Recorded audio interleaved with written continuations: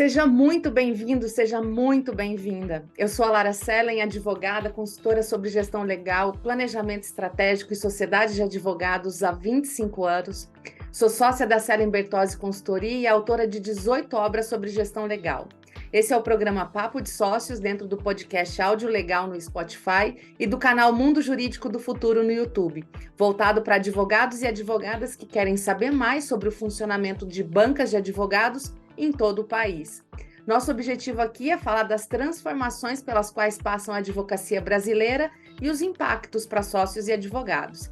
Aproveita já para seguir o nosso canal do YouTube e acionar o sininho para ser avisado sempre que um novo vídeo ou podcast for ao ar. Então vamos ao nosso episódio de hoje. Eu vou conversar com o advogado Gustavo Fonseca, com formação na Universidade Federal do Pará e especialização em Direito Público pela Universidade Potiguar e Advocacia Empresarial pela PUC Minas Gerais. Ele é conselheiro seccional da Ordem dos Advogados do Brasil da Seção Pará e atua na área de Distressed Assets, contencioso e turnaround. Ele é sócio fundador do Fonseca Brasil Advogados, com sede em Belém do Pará e unidades em São Paulo, Brasília, Macapá e Paraupebas. Eu já quero agradecer a presença dele aqui no nosso podcast e estou ansiosa para saber a visão que ele tem sobre a advocacia, a governança da Fonseca Brasil e o futuro da sociedade de advogados. Gustavo, que bom ter você por aqui no nosso Papo de Sócio. Seja muito bem-vindo, a palavra está com você. Obrigado, Lara. Primeiro, agradecer aí o convite. É um prazer muito grande aqui a gente poder participar, trocar essas ideias e, enfim, falar um pouquinho aí sobre advocacia. Eu, inclusive, quando estava ontem aqui vendo a agenda para poder participar, mas eu estava lembrando, busquei no e-mail aqui, no e-mail pessoal, e vi do dia que eu comprei o seu primeiro livro, achei o pedido lá na livraria e tudo, e foi um dos livros também que me ajudou muito a ter uma visão um pouco mais, tentar dar um pouco mais de profissionalismo ali no início da advocacia, quando eu nem estava advogando tanto assim, aí já, acho que a partir disso a gente vai construindo as coisas. Então, assim, é um prazer muito grande poder participar, a gente trocar essa ideia aqui, essas experiências. Ai, muito bom, né? Imagina, não quero nem perguntar a data que você tem esse e-mail, para nem eu me assustar. Para não falar qual o e-mail, eu posso te dizer um dos livros. Nem é esse aqui, mas um deles era esse. Nossa, aqui. Esse ainda é segunda edição, isso é coisa de 2007, por ali. Que legal. Assim. E agora esse livro que você tem aí já está no forno para a quinta edição dele, né? Comemorativa de 20 anos já da primeira. Modernizando, né? Muita coisa mudando, tem que ir adaptando, né? Que já vai ficando para trás. É isso aí, muito legal.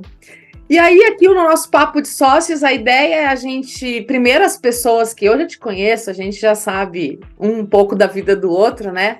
Mas as pessoas que estão nos assistindo, nos ouvindo, não conhecem a tua jornada de carreira, né? Então, a primeira coisa que eu queria que você contasse são fatos que ainda não foram para o ar e coisas que você pode contar sobre o início da tua história, né? Da tua trajetória. Bom, Lara, assim, eu diria, eu resumiria aí esse meu início para a advocacia como improvável.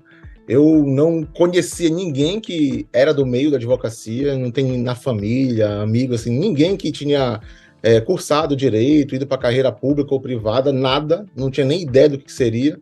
Sempre tive uma aptidão muito grande por tecnologia, computação e tudo, é sempre que eu queria fazer. Mas lá atrás, quando eu estava para optar isso, meus pais falaram, não, você não vai fazer, isso aí pode ser o seu hobby, arruma uma profissão e depois você faz isso. Mal sabiam eles que a coisa ia andar para onde andou e talvez as coisas fossem diferentes, mas o fato é que eu acabei escolhendo fazer o direito e seguir a advocacia por dois pontos básicos. Um é que lá atrás, quando eu já tinha um grande amigo, que hoje é até sócio, o Eduardo, o pai dele era promotor público, depois veio advogar e tudo, e eu comecei a ter um pouco de conta, via aquilo ali, nossa, é legal e tudo, e eu aliei com uma questão minha que vem desde a infância, literalmente, que é o empreendedorismo. Eu sempre quis fazer negócios e até minha brincadeira de criança ali era para vender desde pedra até fruta no sítio da família, tudo era para fazer negócio ali, então já tinha aquela pegada de de fazer negócios, e eu vi na advocacia a forma de eu aliar essas duas coisas no mundo do direito. E aí combinamos, aí eu acho que era 11, 12 anos, a gente já combinou, ó, vamos fazer nosso escritório lá na frente, a gente vai criar e tudo.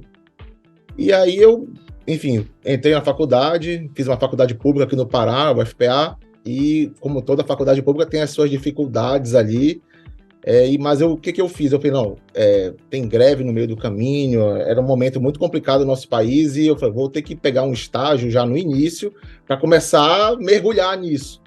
Era no ano 2000, e assim, aqui no Pará demorou muito para essa parte tecnológica ser realmente implementada. Então, assim, posso dizer que quando eu comecei a frequentar os fóruns aqui, eu comecei estagiando num banco, era um negócio bem diferente do que eu acho que até que muita gente já viu nos últimos anos, porque eram todas varas, cartórios privados, ou seja, não tinha nem vara pública, eram funcionários dos cartórios, então tinha toda uma diferença assim no funcionamento. E só que aquilo ali eu adorei. Eu falei, nossa, é isso aqui, porque é relacionamento, a gente tem que conhecer, conversar, e eu já estagiário ali, tendo um monte de missões ali no banco, comecei a conhecer muita gente e peguei gosto, gostei. Rodei muitas áreas ali. E aí, quando foi para acabar a faculdade, eu já tinha passado na OAB e tudo, eu comecei a procurar um emprego e entrei para a advocacia com um primeiro emprego ali, que foi uma escola.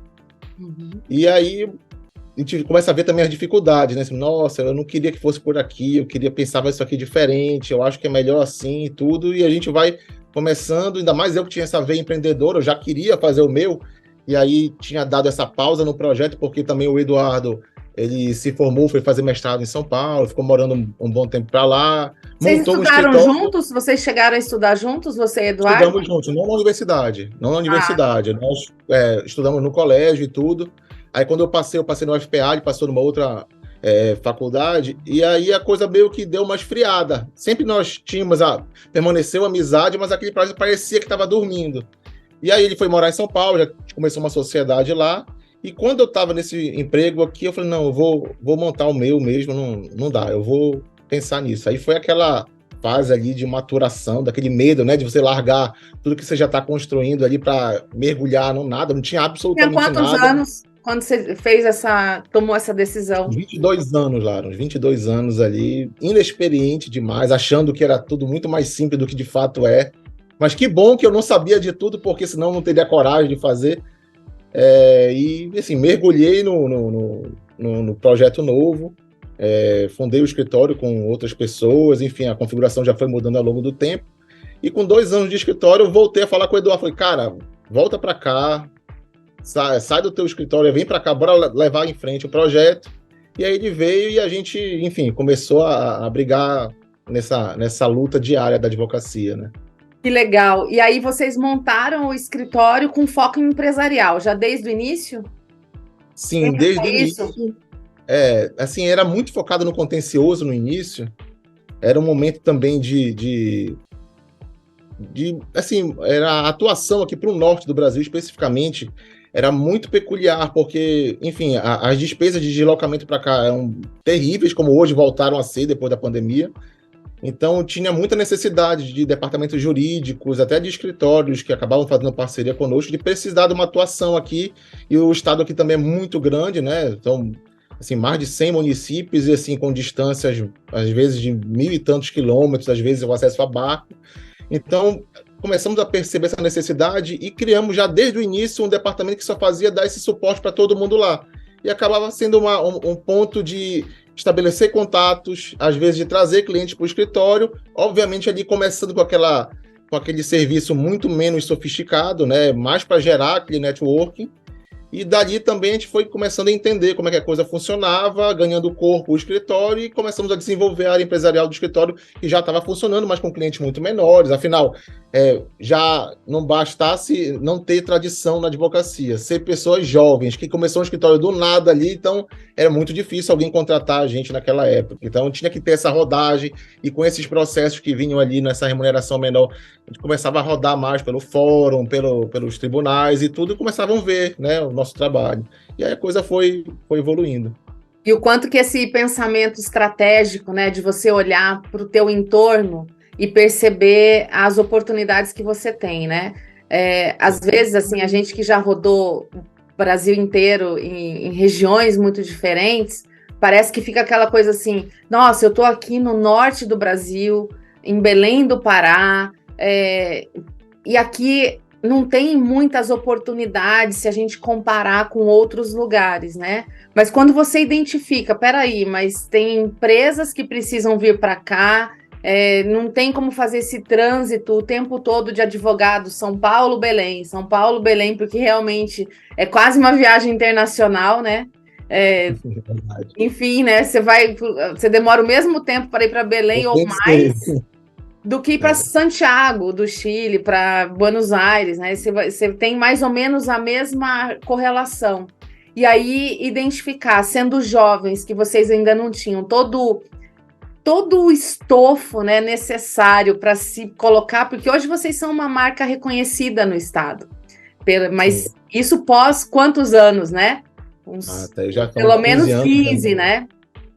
Pelo menos 15. E lá no começo, isso fez toda a diferença, né? Porque realmente você falou, não, peraí, tem coisa que a gente tem aqui que outros talvez não tenham, que é a visão de falar, empresas de outros lugares. A gente está aqui podendo te oferecer um serviço diferente, né?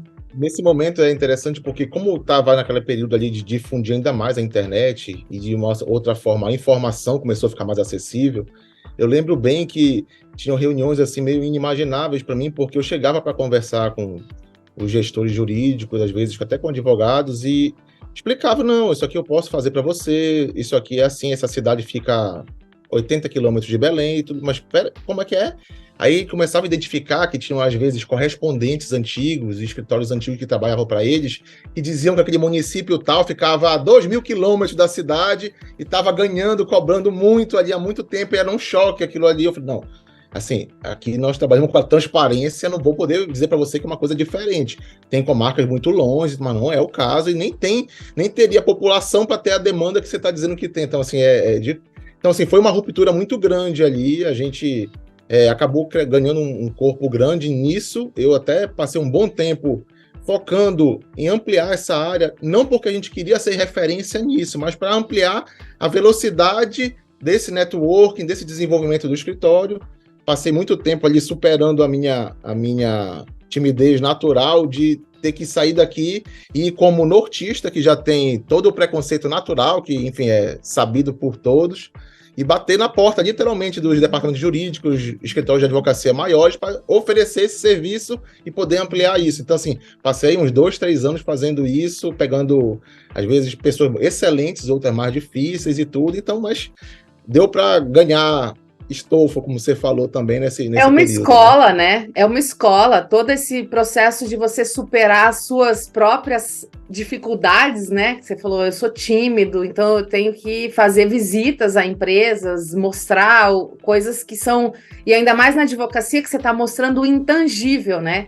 Você está fazendo a pessoa acreditar no que você está falando, às vezes sem te conhecer, e depois você vai provar, a partir de resultado de serviço, que a aposta dela em você foi correta, né? Então, você honrar isso, né? Como é que você fazia, e é uma curiosidade, até como vocês fazem hoje, né? Dentro do escritório, o Pará sendo o gigante que é, né? Que é quase... São vários países europeus cabem dentro do Pará, né? Como é que vocês fazem hoje? Hoje, talvez, a tecnologia facilite algumas coisas, né? Então, vamos pensar aí num mundo pré-pandemia. Vocês tinham pessoas nas cidades mais longínquas? Como é que vocês faziam? Tinha uma rede de parceiros? Como é que vocês funcionavam? Na verdade, assim, com esse trabalho que a gente começou lá atrás, acabamos desenvolvendo relação com muitas pessoas, muitos advogados, pelos mais diversos municípios aí. E alguns que, assim, tinham poucas pessoas e a gente não conseguiu ter aquela empatia ou um vínculo maior, acabávamos mandando pessoas aqui do escritório para lá, até para poder entregar com confiabilidade o que nós estávamos nos propondo, né? Afinal, poderia ser a coisa mais simples ou banal o serviço, mas, no fim de tudo, é confiança de alguém que acreditou em mim lá e falou, não, pode passar. Então, a gente acabou estabelecendo alguns lugares que tínhamos já nossos advogados ali contratados, e alguns mandávamos daqui. Mais para frente, abrimos uma filial aqui no Pará, lá em Parauapebas, que é um centro da mineração aqui, onde tem uma atividade muito forte, por conta também dessa necessidade, já na expansão da nossa atuação empresarial aqui. E, enfim, acabamos não abrindo outros no estado por conta dessa facilidade que nós já tínhamos ali, já tínhamos confiança, pessoas que atendiam com o nosso DNA, então não parecia necessário ampliar geograficamente dentro do estado, além de Parauapebas. Legal. E aí você começa o escritório com o Eduardo, né, que é você, que é o Fonseca, e ele, que é o Brasil, né, do Fonseca Brasil. E aí vocês começam a agregar novos sócios. A partir de algum momento, vocês acabam crescendo bastante, né, Gustavo? Na verdade, eu acho que nós tivemos aí uns 2 ou 3 ciclos de crescimento, alguns positivos, outros nem tanto. Logo que o Eduardo entrou, nós acabamos ficando com uma composição de 3 sócios, né? E a coisa foi evoluindo, crescemos muito. Eu acho que acabei abraçando um pouco o mundo que não dava para fazer, porque logo com esse departamento foi um dos problemas que eu tive também nesse crescimento. Começaram a vir demanda, o pessoal já entendia, o Pará é no norte, então manda tudo do norte. Eu falei, mas peraí, tem muita coisa diferente aqui, tem todo o Amazonas, Rondônia, Roraima, Acre, não é simples assim, não é eu ligar e aqui do lado, e aí eu acabei assumindo muita coisa disso e não tinha como fazer funcionar, porque não tinha toda essa rodagem que eu já tinha no Pará. E aí tivemos muita dificuldade aí nessa implantação, depois retroagimos, falamos, não, vamos cortar, porque é melhor entregar o que a gente consegue do que tentar abraçar o mundo. E aí a coisa foi evoluindo, mais para frente acabamos ficando de sócios apenas eu e Eduardo, né? Já tendo quando o Eduardo entrou, já tinha entrado, na verdade, quem já faz a nossa gestão interna, que é o Adrian, né? Que, enfim, já tinha entrado ali para dar essa estabilidade ali, eu diria, administrativa e financeira, porque até pela cultura foi alguma coisa que agregou muito para nós, porque, enfim, a gente vem dessa cultura, né, de ter sempre inflação no nosso país, então acho que a gente cresceu vendo uma forma de gerir as coisas que é meio antinatural até para eles não entendem. Para quem não sabe, o Adrian é inglês. Então, esse é um ponto importante, né? Ele vem para o Brasil, acho que é alguma questão de família, né? Sim. E a mãe dele, acho que é brasileira, né? Mas ele todo formado lá, né? Toda a escolaridade dele. Lá, a cultura toda diferente da nossa. Mas, enfim, agregou muito, porque deu uma outra visão. Foi um choque para a gente ali no início, mas foi muito bom, porque deixou a gente crescer nessa parte financeira administrativa com uma outra visão.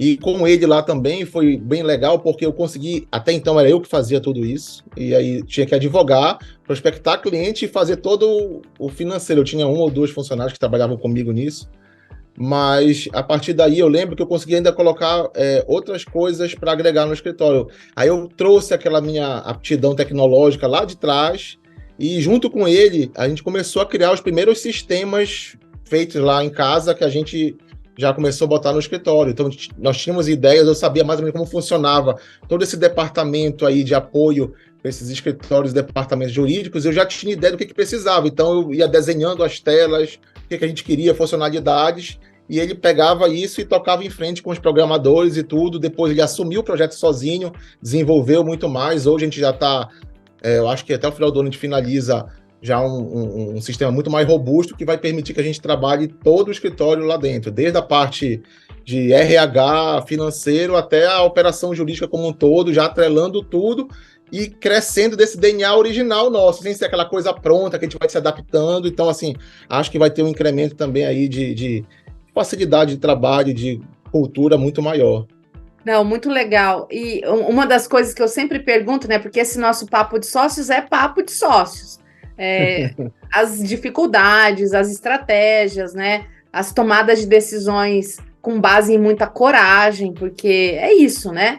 A advocacia não tem a formação de gestão, e aí hoje vocês estão num escritório de quantos integrantes, Gustavo? Hoje acredito que botando todas as filiais são umas 90 pessoas, 87 pessoas, muita gente. 90 pessoas com várias filiais. Vocês estão em São Paulo, vocês estão em Brasília, vocês estão em Macapá, né?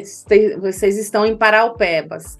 Então, você fazer gestão já dentro do mesmo escritório não é uma coisa fácil, né? Onde você está enxergando as pessoas.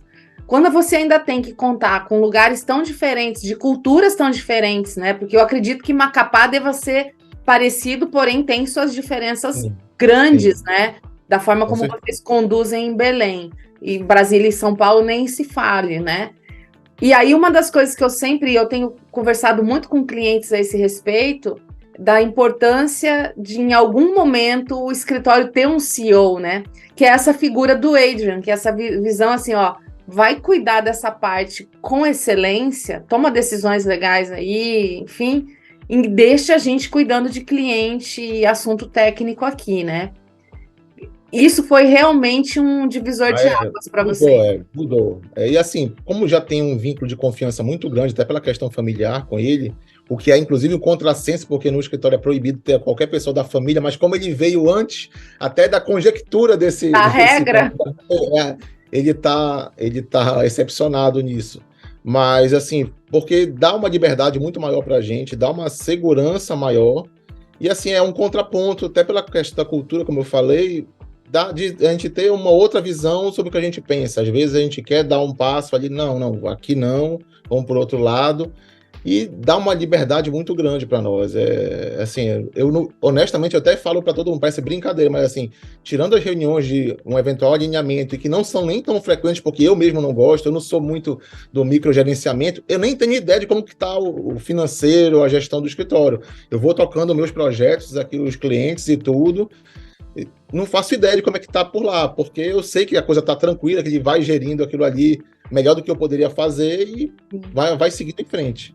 Uma coisa que eu percebo, assim, eu já tive reuniões com vocês e com a presença dele, e o mais curioso e isso fica como talvez uma grande lição para quem ouve a gente aqui, quem está assistindo a gente, que não adianta só você colocar um CEO para sócio dar as ordens, né? Então, a importância desse CEO ser ouvido.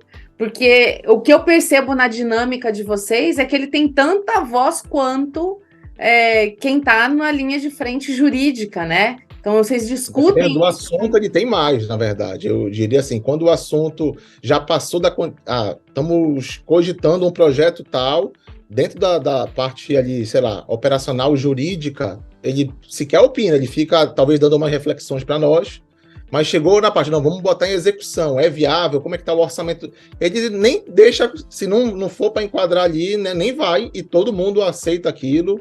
Quando está com alguma ideia, conversa com ele antes para poder nem gastar tanto tempo em algo. Então, assim, eu diria que em alguns assuntos ele tem a palavra final, que nem é nossa. Então, assim, é algo que é difícil de você implantar, de você exercer isso talvez no início, mas depois que a coisa está fluindo, perfeito. Eu acho que não tem por que ser diferente, na verdade. Que é uma postura de governança, né? Que é, assim, um dos temas que a gente também conversa muito aqui. Qual é a visão de governança de vocês, né? Como é que é essa estruturação de funções dentro do escritório? Se isso está claro, se os planejamentos acontecem, cada um assume a sua parte e vai tocando. Como é que vocês lidam com a governança hoje? Eu diria que aí a gente tem um pouco de dificuldade aí, eu diria, da teoria para a prática.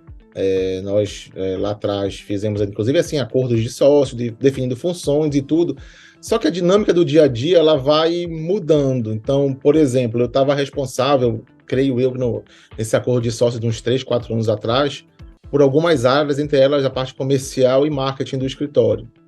Só que, assim, por uma questão alheia à nossa vontade, e que bom, cresceu muito a minha carteira de responsabilidades e clientes por outras razões, e eu honestamente não consigo dar atenção ao marketing, por exemplo. Então, naturalmente, o Eduardo foi vendo essa lacuna e foi preenchendo, e aquilo foi meio que se deslocando para ele. Ao mesmo tempo, eu também, com essa limitação de tempo, comecei a estruturar a parte comercial, porque não teria mais como fazer tudo sozinho. Então, aí a gente vai começando a adaptar, mas acho que tem muito a evoluir também, porque é muito isso. Eu acho que é sempre um realinhamento. As coisas vão tendo uma dinâmica, a gente vai recombinando aquilo para evitar, eu acho que estresse e crises desnecessárias, porque o combinado não é caro, então, assim, tá tudo certo, é isso, é ele que vai decidir, é isso. Hoje a gente tem, inclusive, uma dificuldade que eu, por exemplo, como eu não gosto do microgerenciamento, eu não quero, às vezes, nem saber de decisões que não são tão relevantes assim. depois, se fez besteira, a gente vai conversar sobre isso na nossa reunião de sócios, a gente troca ideia sobre isso, não precisa ficar trazendo os assuntos e tudo. Parece, às vezes, até um pouco de ser chato da minha parte e tudo, mas não, na verdade, assim, eu acho que tem que ir tocando, tem que ter liberdade. E no final, a gente tem que prestar conta ali pelo bom senso, por pensar na empresa, que é um ponto interessante para a gente, diferente de muitas sociedades, pelo menos que eu conheço, a gente não vê o escritório como sendo algo que seja acessório a nós, que faz com que a nossa vida funcione. A gente pensa na empresa, empresa não, né, que nós temos até a limitação de escritório sempre, mas eu tenho a visão do escritório de advocacia como empresa, então a gente pensa na pessoa jurídica ali para se fortalecer cada vez mais, e inclusive, eventualmente, depois da nossa saída ou aposentadoria, que ela continue tendo a sua vida, seu exercício aí. Eu acho que ela preencheu um espaço aqui na sociedade local e espero que ela fique por muito tempo. Então, essa visão é difícil da gente ter na largada, mas depois que ela está implementada, é muito mais tranquilo. Temos muitas questões para ser resolvidas, sempre surge, né? O dia a dia ele é dinâmico e cada ser humano é um universo inteiro. Então, todo dia muda um pouquinho e às vezes dá um choque. Então, tendo essas regras facilita, eu acho, a resolução dessas questões. Esse ponto que você colocou da mudança das funções, né? E eu acho que está corretíssimo, porque muitas vezes quando a gente decide, né, uma pasta, né, para cada sócio, um assunto, para uma agenda para ele tocar, você não tem noção de todas as coisas que vão acontecer depois. A importância pensar o escritório, aquela função não pode deixar de ser feita, então se não vai ser por mim, tem que ser por outro, e aí a gente vai realmente se adaptando, né? Agora, claro, é sempre um movimento de maturidade, né? Isso a gente sempre vai colocando, vocês são muito jovens, né? Ainda muito jovens, né? 5 anos depois. Uma hora isso vai, né? O tempo vai passando, mas assim, ainda é um escritório com características muito jovens, muito dinâmico, a coisa de vocês estarem em vários lugares, isso exige de vocês um trânsito muito grande, né? Então, não é a coisa de você estar no mesmo lugar todo dia. Então, isso eu acho que é um passo de maturidade e sem sombra de dúvida, né? O olhar lá da perenidade, ele começa com as decisões que a gente toma hoje. Então, se a gente começa a se desprender, se desapegar de algumas coisas que não, a minha decisão, o meu escritório. Não, é o nosso escritório, é de fato uma organização empresarial, né? Que precisa ter orientação, gestão, então, ainda mais com quase 100 pessoas ali. É muita gente para você administrar, não dá para ser feito de qualquer jeito, né? Então, uma coisa interessante, Lara, dessa questão da governança, que eu acho também que não é boa só para os sócios. Eu acho que isso engaja muito a equipe, porque gera segurança para todo mundo. Hoje eu entendo que a gente conseguiu implementar na nossa estrutura de governança o nosso DNA. Uma coisa que eu posso dizer é que, assim, nunca no escritório cada sócio teve a sua sala, aquela coisa, nunca aconteceu isso desde o início. Eu lembro bem que quando começou, assim no dia zero ali, os sócios estavam todos numa sala só, e eu tinha feito aquilo de propósito, porque eu tinha em mente já desde lá de trás que, assim, se a gente começar a criar as ilhas aqui, isso fatalmente vai fluir para uma desagregação. Então, vamos deixar aqui, vai ser mais difícil, mas vamos tentar ir administrando isso. Hoje evoluímos para ninguém ter sócio, nem sala de sócio tem, então hoje tem os espaços de trabalho, o espaço de atendimento de cliente, e assim, sempre nesse DNA bem horizontal lá, não tem essa hierarquia. Claro, nós temos alguns deveres e algumas prerrogativas por sermos sócios do escritório, e os outros advogados estão tentando construir essa mesma linha, mas, assim, é um tratamento muito isonômico. Eu vou trabalhar, muitas vezes, ali com o pessoal que está na operação, tem muitos advogados júniores e, enfim, várias outras pessoas ali, por ser o nosso DNA. Mas quando você tem essa estrutura de governança que também estabelece, olha, o filho do Gustavo não vai poder estar aqui no escritório porque hoje é proibido. Então, assim, é uma coisa que a gente corta na carne para poder também engajar quem está com a gente lá e acreditar que a gente não vai mudar a regra do jogo e dizer, não, mudou, a partir de hoje não é mais assim. Porque, querendo ou não, eu converso quando as pessoas vão entrar para o time e é isso que eu falo, é o que eu acredito e é o que eu quero fazer, porque mudar depois, e aí eu acho que gera essa segurança. Quando você tem essa delimitação, se até a gente se adequa a essa limitação, por exemplo, do Adrian poder dizer que não dá para fazer, ou que eu tenho que respeitar que aquilo ali era de outro sócio, eles também sentem essa segurança que eu vou ter essa mesma consciência quando a gente está colocando eles dentro da equipe, né? Sem sombra de dúvida, esse é um dos grandes pontos de liderança dentro do escritório, né? Porque a liderança é exatamente isso, é você atrair pessoas que tenham esse DNA parecido e elas poderem ser o melhor que elas puderem dentro do escritório, sabendo que não vai chegar um maluco amanhã e falando, ó, não é mais verde, é azul, é amarelo, é vermelho, né? Então, assim, isso as pessoas precisam, né?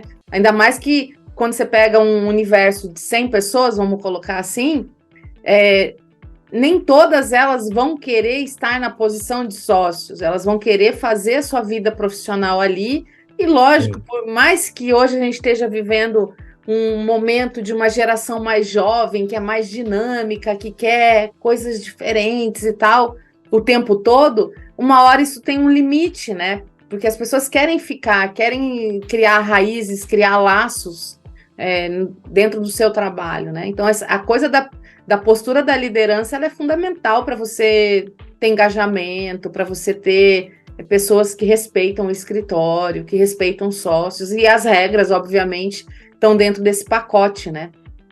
Sim. Não. Isso afasta também muita gente que talvez não tinha essa identidade para a equipe. É engraçado, porque não só segura a pessoa que você contratou certo, a pessoa que você contratou errado, ela fatalmente ela não vai achar espaço para o que ela estiver procurando, que é fora desse encaixe. Se ela quiser dar um jeitinho e ela vê que está num ambiente que não tem como dar jeitinho, ela vai entender que o DNA não é dela. Né? Aquela questão daquelas rusgas que acontece todo dia, isso é um exemplo bem claro, a própria em relação aos sócios. Tá acontecendo aquilo ali, então que poderia gerar um estresse. Não, isso aqui foi decidido, a alçada é dele, ele vai fazer. Ele presta conta para mim depois. Acabou. Maturidade, né? Próxima. Maturidade no trato dos combinados, né? Que é aquilo que você falou. Combinado não é caro, então a gente tem que saber o que a gente está fazendo aqui. Não é uma brincadeira, né? Isso aqui tem muita coisa envolvida. Tem muita coisa envolvida. Como se você tem 90 pessoas, 100 pessoas trabalhando, tem outras, assim, muita gente dependendo também das suas questões empresariais, pessoais ali conosco, então você tem que ter muita responsabilidade de fazer qualquer tipo de movimento aí, porque você vai impactar não só na sua vida, né? E cliente, né? Sim. Reputação, tudo. Então não dá para ser...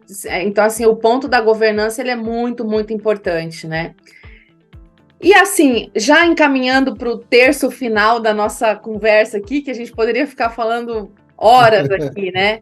A gente já está aí com 2030 batendo na porta. Hoje a gente está sendo aí atropelado por todo tipo de inteligências artificiais e tecnologia. Você que gosta desse assunto, né? E que imagina o quanto que você não deva ficar curioso para saber mais de tudo isso que está acontecendo e pesquisando e tal. Pensando em sociedade de advogados 2030, esse momento cheio de mudanças que a gente tem em todo mundo, né? Não só na tecnologia, mas questões econômicas, políticas, e tem um universo em fricção aí acontecendo. Como é que você vê o papel de sócios? Muda alguma coisa, Gustavo, na tua visão daqui para frente? Qual vai ser a demanda de skills, de habilidades para sócios que realmente façam a diferença nos escritórios, não seja mais um sócio, né? Antes de tudo, tem aquela premissa que não vai mudar nunca do caráter e do alinhamento ali, né? Porque, enfim, isso aí não dá nem para cogitar qualquer outra coisa se você não tem esse tipo de alinhamento e entende ter os mesmos valores, pelo menos próximos ali, acreditar nas mesmas coisas para poder também evitar desgaste futuro.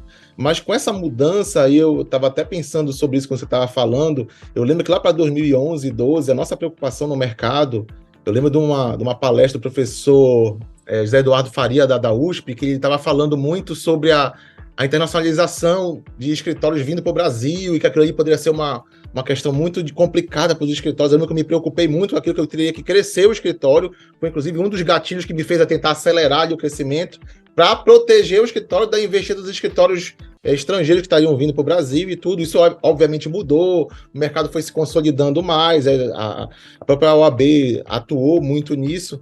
Mas quando vem agora essa questão da tecnologia, ela não tem como você fugir dela, não tem como você criar regulamentos que vão impedir isso, isso já está acontecendo. Na verdade, ou você se adequa ou você está fora, não tem outra alternativa. Então, acho que uma premissa é você ter não vou falar nem respeito, mas ter esse viés tecnológico, entender o que está acontecendo, porque senão você está completamente fora do jogo. E ter também essa visão estratégica, porque quando você começa a desenvolver a tecnologia a esse ponto, em que a informação, o conhecimento está tão acessível ali para todo mundo, não é mais um diferencial tão grande o que você tem. Então você tem que conseguir trabalhar aquilo com estratégia, ter a visão do cliente e conseguir agregar valor nessa informação, porque a informação está para todos. Então você tem que conseguir transformar aquilo ali num produto, em algo que você dê resultado para o seu cliente, que muitas vezes não é a vitória. É o que eu falo muitas vezes, a gente tem que conversar e alinhar a expectativa com o cliente para que ele não ganhe, mas para que ele tenha um resultado positivo da empresa dele, porque tem que ter essa visão estratégica. Então, eu acho que para o advogado aí, nesse momento novo, tem que ter essa visão estratégica, tem que ter uma visão generalista muito grande, porque você consegue adaptar o contexto ali com essa quantidade essa multiplicidade aí de visões. Mas mais do que nunca, não é para deixar de estudar, longe disso, eu acho que faz parte, nós temos que estar sempre estudando, renovando o conhecimento e refletindo, mas tem que ter essa visão crítica, estratégica ali de conseguir gerar valor com a informação que hoje está tão acessível, né? Sem dúvida. E infelizmente ainda as faculdades de Direito não trazem alguns toques, né? Para quem está estudando, para entender o que eu tenho que pensar, porque é muito isso, né? O que é fazer estratégia, né? Como que eu penso além da minha agenda de prazos e audiências? Como que eu vejo o que está acontecendo? Como que é a minha relação com o que está acontecendo aqui em Paraupebas, no mercado do minério, da logística que passa pelos rios gigantes que tem aí no norte do país, né? O que isso tem a ver comigo, né? Sabe o que é engraçado, Lara? Eu voltei, estamos na quinta, né? Na terça-feira à noite eu voltei de Brasília, numa viagem que é bem curiosa, mostra bem essa visão. Na quinta-feira da semana anterior, eu fui chamado para uma reunião com um parceiro nosso aqui, que é uma outra coisa que eu sempre falo para os sócios, né? Nós temos que estabelecer pontes com todos. A advocacia tem que ter relacionamento com todo mundo, até com o seu concorrente, que na verdade eu acho que não tem, ninguém tira nada de ninguém, você perde. E aí um parceiro nosso chamou para uma reunião, para uma questão estratégica, e queria que nós somássemos forças ali num caso. Quando me explicaram o caso, eu estava com um problema de um outro cliente para resolver, falei, olha, beleza, eu posso ajudar, vamos mas eu tenho uma outra coisa para agregar aqui, eu tenho um cliente que precisa disso, dá para nós fazermos um negócio. A partir daí eu já fui na segunda para Brasília, já fechamos o negócio, eu já voltei, eu vou trabalhar em conjunto com eles e com mais algumas coisas. Então assim, você está sempre linkando essas informações e gerando valor, às vezes não é nem com conhecimento, é com a sua presença, relacionamento e aquela perspicácia na hora. E aí você mostra o seu valor e você deixa de ser custo para ser investimento das empresas. E você consegue trazer resultado, né? Essa visão para sócio ela é fundamental, né? Porque tem sócios que eu conheço que ainda significam custo. E aí não percebe que o dinheiro que vem de um escritório, né? Que é o sangue que corre ali nas veias do escritório para ele poder pagar a luz, pagar aluguel, pagar as pessoas, pagar o que for, né? Que é isso. Se eu não tiver sócio bombeando esse sangue ali, você mata o paciente. Para de rodar, né? A roda para de girar. Né? Então, assim, a importância desse skill atento para quem quer realmente se colocar como sócio, né, que tem visão empreendedora, não é ser advogado, a gente está falando de outro jogo completamente diferente, e aí tem que vir com todos os atributos, né, de algumas virtudes de coragem, de disciplina, de obstinação, de resiliência, e de fazer o bem, né, porque também não adianta nada se tiver dentro de uma vontade do mal, né? Também não é por aí. A gente tem que buscar a vontade do bem para gerar valor para o cliente, né? Que no final das contas é quem aposta na gente, né? Então isso é muito legal. Você conseguir entregar ali e satisfazer uma pessoa que acreditou em você, assim, os nossos clientes mais antigos, assim, que eu vejo hoje, que temos uma relação longa de amizade já e tudo, dá muita satisfação de você ver que você conseguiu honrar aquela confiança lá de trás. É uma coisa muito boa, sabe? É bem legal e passa muito por isso também. É o que eu digo sempre, assim, como sócio do escritório, eu também advogo, porque tem tanta outra coisa que a gente vai gerando valor para os clientes ao longo do caminho, que você vê que não é só isso, não dá para ter essa visão restrita de achar, não, eu vou cumprir o prazo. Não, olha, eu quero dizer que eu entreguei a contestação, está protocolada, tá, não é, isso é detalhe, ele não quer nem saber disso. Você tem que gerar aquele valor, né? Não, olha, se perdermos isso, já tem aquele caminho que você vai vender aquela outra coisa e vai dar esse resultado. Então tem que trazer coisas novas aí para modernizar a profissão, né? Sem sombra de dúvida. Nossa, que papo legal, Gustavo. Olha, eu fiquei muito feliz da gente poder, assim, gastar esses nossos minutos aqui juntos, né? Do quanto que é importante a gente poder debater esses assuntos, porque, como eu falei, a faculdade ainda não tem nenhuma aula de como ser sócio de um escritório, né? Não é só assinar um papel, né? Não é só assinar o contrato. E cada vez que a gente aumenta a maturidade nossa, como pessoa mesmo, né? Pessoas de bom senso, pessoas que sabem o que estão fazendo. Quando a gente tem o nosso ego bem controlado, porque ele é um atrapalhador, assim... Todos os dias, né? Todos os dias eu falo assim, você vai ficar trancado aí, eu não vou te dar comida. Então é isso, né? Tem um leãozinho ali que de vez em quando quer escapar da jaula, mas a gente tem que manter ele em controle para não colocar nada a perder, né? Pelo contrário, a gente poder crescer junto, né? Só tenho te agradecer. Eu que agradeço, Lara. Para mim como te falei antes, é um prazer, uma honra. Assim, eu acho que é até mais um marco aí no nosso processo de crescimento do escritório. Estou muito satisfeito de poder falar um pouquinho e, enfim, trazer algumas histórias. Então, agradecer mesmo e estamos aqui. Qualquer coisa, conversamos novamente. E o Pará que nos espere, né? Sempre, né? É isso aí, querido. Ó, muito obrigada, viu? Obrigado, e até Lara. uma próxima, se Deus quiser, que a gente se encontre muito breve. Obrigadão. Até Obrigada, mais. até mais. Então, que papo bacana esse com o Gustavo, né? Foi muito legal a gente fazer um convite para ele, que está numa região muito distante do país, e um escritório jovem, como ele mesmo disse, com 100 advogados, não é uma banca pequena, né? Pelo contrário, para a região acaba sendo muito grande. E o quanto que, assim, o que me chama a atenção da fala dele é a presença de um CEO, a presença de alguém que tem conhecimento sobre finanças, sobre gestão, e o quanto que os sócios respeitam a presença dessa pessoa ali, né, desse profissional dentro do escritório para poder fazer um excelente trabalho de equipe, um excelente trabalho de time mesmo, cada um fazendo e entregando o que é melhor para o escritório. E é isso. Então, esse foi o nosso Papo de Sócios com o Gustavo. Vou te chamar de novo para se inscrever no podcast Áudio Legal do Spotify e no nosso canal Mundo Jurídico do Futuro no YouTube. E já te dizer, né? Traz um colega advogado para ouvir o que nós temos trazido aqui. Nós já temos várias entrevistas com pessoas muito bacanas do mercado. Não se esqueça de acionar o sininho, né, para receber nossos próximos conteúdos. Claro que se você quiser fazer comentários, trazendo as suas impressões sobre sociedade de advogados, a vida de sócios, enfim, o que disser a respeito aí nesse tema, nós vamos ficar muito felizes de te ouvir e também te convido para nos seguir nas redes sociais. É só pesquisar os nossos nomes, o meu, Lara Sellen, o da Sellen Bertozzi, que é a nossa empresa, e do nosso convidado, Gustavo Fonseca, no LinkedIn e nas demais redes. No próximo episódio, nós vamos conversar com mais um sócio fundador, então acompanhe aí os próximos programas para não perder nada. Nós agradecemos a sua presença aqui e lembra que o nosso programa Papo de Sócios vai ao ar a cada 15 dias. Então, nós nos vemos no próximo. Até lá e um grande abraço.